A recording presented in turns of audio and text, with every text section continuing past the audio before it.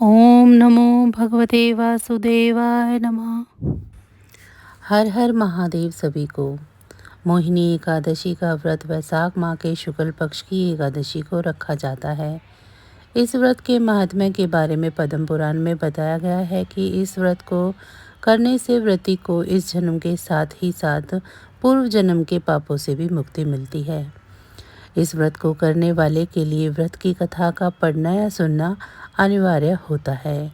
आइए जानते हैं पद्म पुराण में बताई गई मोहिनी एकादशी के व्रत कथा के बारे में विस्तार से।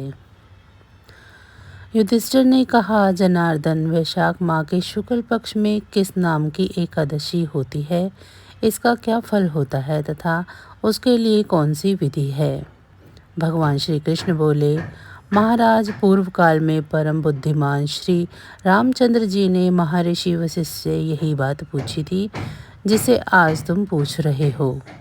श्री राम ने कहा, भगवान, जो समस्त पापों का क्षय तथा सब प्रकार के दुखों का निवारण करने वाले व्रतों में उत्तम व्रत हो, मैं उसे सुनना चाहता हूँ। वशिष्ठ जी बोले, श्री राम, तुमने बहुत ही उत्तम बात पूछी है। मनुष्य तुम्हारा नाम लेने से ही सभी पापों से शुद्ध हो जाता है, तथापि लोगों के हित की इच्छा से पवित्रों में पवित्र उत्तम व्रत का वर्णन करूँगा। वैशाख माह के शुक्ल पक्ष में जो एकादशी होती है उसका नाम मोहिनी है। वह सब पापों को हरने वाली और उत्तम है। उसके व्रत के प्रभाव से मनुष्य मोह जाल तथा पातक समूह से छुटकारा पा जाते हैं। सरस्वती नदी के रमणीय तट पर भद्रावती नाम की सुंदर नगरी है। वहाँ धितिदुन नामक राजा, जो चंद्रवंश में उत्पन्न हुए थे, राज करते थे। उसी नगर में एक वैश्य रहता था जो धन धान्य से परिपूर्ण और समृद्धशाली था। उसका नाम था धनपाल। वह सदा पुण्य कर्म में ही लगा रहता था। दूसरों के लिए पौंसला, कुआं, मठ, बगीचा, पोखरा और घर बनवाया करता था। भगवान श्री विष्णु को भक्ति में उसका हार्दिक अनुराग था। वह सदा शांत रहता था। उसके 5 पुत्र थे, सुमना, धूतिमान, मेधावी, सुकृत तथा दृष्टबुद्धि। दृष्टबुद्धि 5वां था। वह सदा बड़े बड़े पापों में लिप्त रहता था।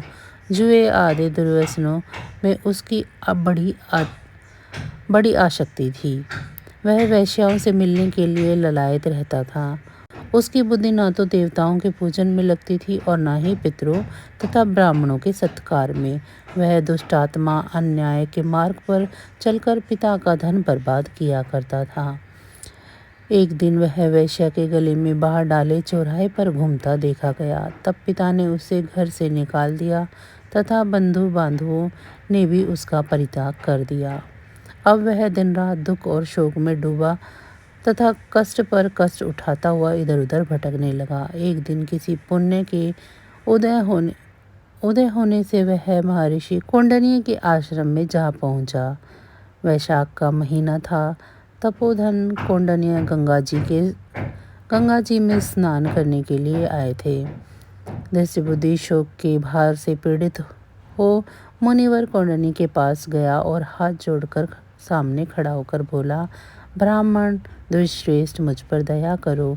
कोई ऐसा व्रत बतलाइए जिसके पुण्य के प्रभाव से मेरी मुक्ति हो। कौंडिन्य बोले, वैशाख के शुक्ल पक्ष में मोहिनी नाम से प्रसिद्ध एकादशी का व्रत करो। मोहिनी के उपवास करने पर प्राणियों के अनेक जन्मों के किए हुए मेरु पर्वत जैसे महापाप भी नष्ट हो जाते हैं। वशिष्ठ कहते हैं, श्री रामचंद्र मुनि के यह वचन सुनकर दृष्टिबुद्धि का चित्त प्रसन्न हो गया। उसने कौंडिन्य के आधार उपदेश से विधि पूर्वक मोहिनी एकादशी का व्रत किया। नृपश्रेष्ठ इस व्रत के करने से वह निष्पाप हो गया और दिव्य देह धारण कर गरुड़ पर आरूढ़ हो सब प्रकार के उपद्रवों से रहित श्री विष्णु धाम को चला गया। इस प्रकार यह मोहिनी का व्रत बहुत उत्तम है। इसके पढ़ने या सुनने से सहस्त्र गोदान का फल मिलता है। तो बस आज की जानकारी इतनी ही थी। फिर मिलेंगे हम आपको ऐसी ही किसी अन्य जानकारी के साथ। अगली वीडियो में। तब तक अगर आपको मेरी ये जानकारियाँ अच्छी लग रही हैं तो वीडियो को लाइक करें। चैनल को सब्सक्राइब नहीं किया है तो चैनल को सब्सक्राइब कर लें और कमेंट बॉक्स में जय श्री हरि विष्णु ज़रूर लिखें। इसी के साथ साथ मुझे ये भी बताएं आप सभी को मेरी ये जानकारियाँ कैसी लग रही हैं। विष्णु जी की कृपा आप सभी पर सदैव बनी रहे। इसी के साथ अब मुझे दीजिए इजाज़त। आप सभी का बहुत बहुत धन्यवाद।